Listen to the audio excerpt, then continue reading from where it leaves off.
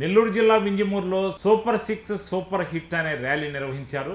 MLA Kakarla Suresh, వక్ఫ్ board chairman Abdul Aziz ఆధ్వర్యంలో ఈ కార్యక్రమం జరిగింది. ఈ సందర్భంగా పురవీధుల్లో రాష్ట్ర ముఖ్యమంత్రి నారా చంద్రబాబు నాయుడు ఇస్తున్న పథకాలను విజయవంతం చేయాలని, విజయవంతం చేశారని, సూపర్ 6లో ప్రతి హామీ ఒక్కొక్కటిగా నెరవేరుతుందంటూ ప్రజలకు తెలియజేసేందుకు మహిళలు భారీ ఎత్తున ర్యాలీ జరిగింది. ఈ ర్యాలీలో ముఖ్య అతిథిగా జిల్లా అధ్యక్షుడు, రాష్ట్ర వక్ఫ్ బోర్డు చైర్మన్ అబ్దుల్ అజీజ్ హాజరయ్యారు.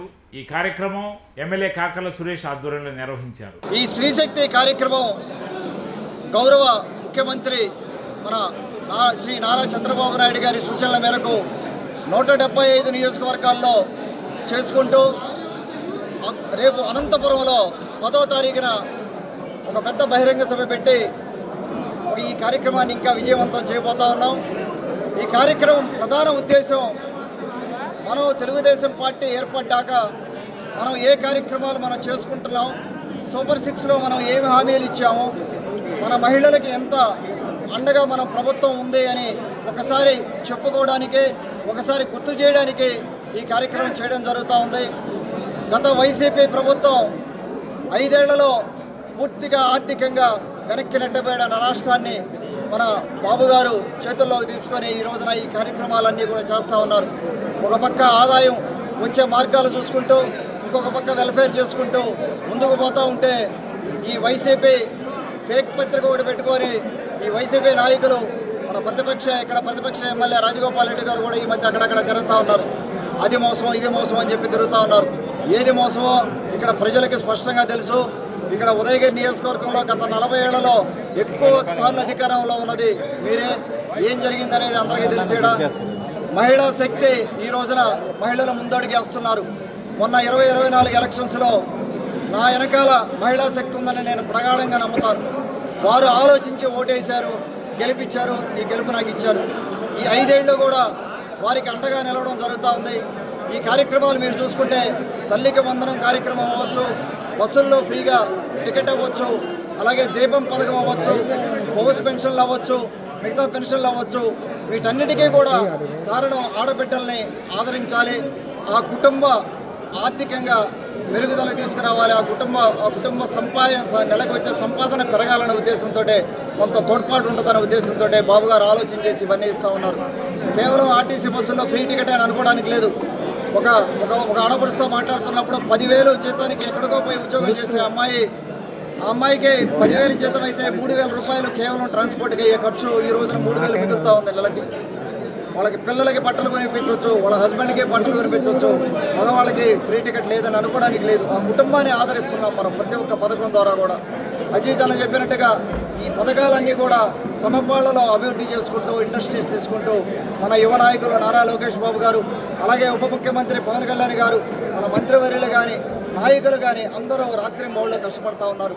ఆంధ్ర రాష్ట్రాన్ని అభివృద్ధి చేసుకోవాలి, ఆదాయాన్ని పెంచుకోవాలి, ఆదాయాన్ని పెంచుకొని ఇంకా కూడా వెల్ఫేర్ స్కీమ్స్, అభివృద్ధి కార్యక్రమం ఇంకా కూడా మనం వెల్ఫేర్ స్కీమ్స్ చేయాలని, కనీసం ₹1 డబ్బు లేదు, బల్బు మార్చుకునే దానికి కూడా అవకాశం లేని పరిస్థితుల్లో పంచాయతీలో ఈ రోజున పుష్కలంగా నిధులు ఉన్నాయి.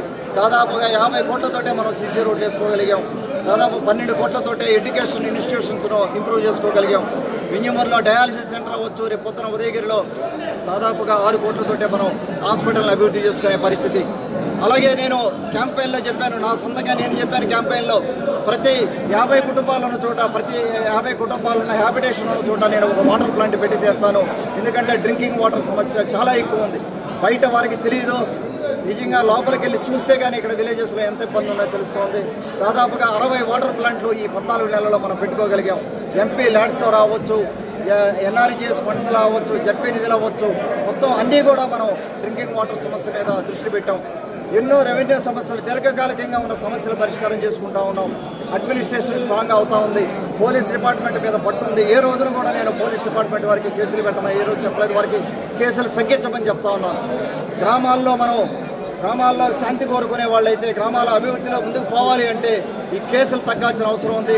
ప్రతి చిన్నదానికి పోలీస్ స్టేషన్కి వెళ్ళి కేసులు పెట్టకుండా అక్కడ పెద్దవాళ్ళనే కూర్చొని పరిష్కారం చేసుకొని కౌన్సిలింగ్ చేసే విధంగా నేను ప్రోత్సహిస్తా ఉన్నాను డిపార్ట్మెంట్ వారిని కూడా. ఎక్కడో కూడా కక్ష సాధింపు రాజకీయాలు లేదు.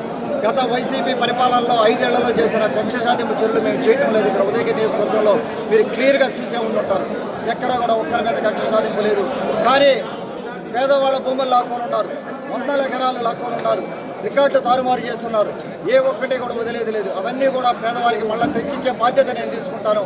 ప్రతి ఒక్కరికి అండడం ఉండడం జరుగుతోంది. రాబోయే రోజుల్లో 3 ఇండస్ట్రీస్ ఎంఎస్ఎంఈ పార్క్కి ఈ మధ్యనే పునాది పడబోతా ఉంది. 250 ఎకరాల్లో కలిగిరి మండలంలో మనం ఎంఎస్ఎంఈ పార్క్ ఏర్పాటు చేసుకోవడం జరుగుతూ ఉంది. దాంట్లో 2 బయోసిఎన్జీ ప్లాంట్స్కి శ్రీకారం చుట్టబోతా ఉన్నాం. అలాగే ఒక ప్రైవేట్ ఇన్వెస్టర్ ఒక 14 ఎకరాలు తీసుకొని అక్కడ ఒక బయోసిఎన్జీ ప్లాంట్. ఇవన్నీ కూడా నిరుద్యోగం కొంతవరకు రూపుమాపేదానికి అవకాశం ఉంది. అలాగే మహిళలకి కుట్టు మిషన్లు అవ్వచ్చు, స్కిల్ డెవలప్మెంట్ అవ్వచ్చు.